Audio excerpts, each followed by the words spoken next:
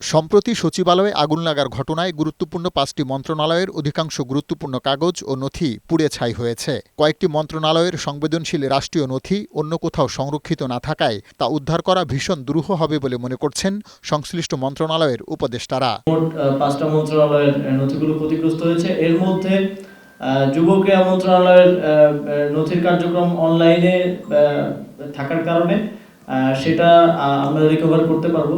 বৈশাখী টেলিভিশনের সাথে আলাপচারিতায় নিরাপত্তা বিশ্লেষকরা বলছেন, পতিত সরকার ডিজিটাল বাংলাদেশ গড়ার ধোঁয়া তুলে মানুষকে বিভ্রান্ত করেছে।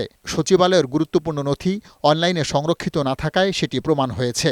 বর্তমান বাস্তবতা বিবেচনায় রাষ্ট্রের গুরুত্বপূর্ণ নথি বা ডকুমেন্টস বিভিন্ন জায়গায় নানা পদ্ধতিতে সংরক্ষণের পরামর্শ দেন নিরাপত্তা বিশ্লেষক এম সালাউদ্দিন চৌধুরী। যেহেতু এটা ডিজিটালাইজেশনের যুগ, আমরা কিন্তু আমাদের সিক্রেট ওয়েতে আমরা ক্লাউড স্টোরেজে ডকুমেন্টগুলো প্রিজার্ভ করতে পারি, অনলাইন কমিউনিকেশন করি। যেটা আগেই বললাম যে একদিন থেকে আরেক কেন্দ্রে যখন যাচ্ছে তখনও কিন্তু ডকুমেন্টগুলো রয়ে গেছে। সো আমার গতকালকে অগ্নিকাণ্ডের যেই ডকুমেন্টগুলো পুড়ে গেছে, যদি পুড়েও যেত, বাট এই ব্যবস্থা যদি আমরা রাখতাম যে আমরা সব কিছুই অনলাইনে কমিউনিকেট করছি, তাহলে কিন্তু আজকে এই অবস্থার মধ্যে পড়তে হতো না। কূটনীতিক বিশ্লেষক রাশেদ আহমেদ চৌধুরীর মতে, রাষ্ট্রের প্রয়োজনীয় নথি এক জায়গায় রাখাও একটি ষড়যন্ত্র। বিভিন্ন মন্ত্রণালয়ের নথির কপি সংরক্ষণে গোয়েন্দা থেকে শুরু করে প্রয়োজনে ক্যান্টনমেন্টেও রাখার পরামর্শ দেন তিনি। আমাদের যারা ইন্টেলিজেন্স এজেন্সিসগুলো আছে তাদের এখানে কপি থাকা দরকার, এবং একটা সেন্ট্রালাইজ প্লেস।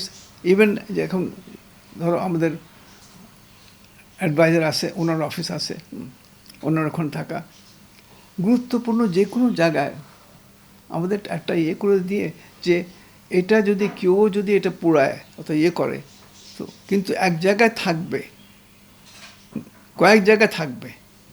তথ্য প্রযুক্তির এই যুগে সচিবালয়ের মতো কঠোর নিরাপত্তা বেষ্টিত এলাকায় আগুন লাগার ঘটনাকে কিছুটা অস্বাভাবিক বলেও মনে করেন তারা। ইন্ডিয়াকে দেখো, তুমি যদি বার্মাকেও দেখো, অন্য দেশে এইভাবে কেউ নথি নিতে পারে না, কোনো ইয়ের থেকে পোড়াতে পারে না।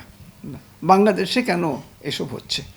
একটার পর একটা পরিকল্পিত, এটা একটা পার্ট অফ দ্য কনস্পিরেসি। এই দুর্ভাগ্যজনক ঘটনা থেকে অনেক কিছুই বেরিয়ে আসছে যে আমাদের শর্টকামিংসগুলো, আমরা যে সিকিউরিটি কনসার্ন না, বিশেষ করে ডকুমেন্ট বা যেই দলিল দস্তাবেজ সংরক্ষণের ব্যাপারে। রাষ্ট্রের গুরুত্বপূর্ণ স্থাপনা রক্ষায় অগ্নি নির্বাপন সুবিধা বাড়ানোর পাশাপাশি নিরাপত্তা জোরদারেরও পরামর্শ দেন এই দুই বিশ্লেষক।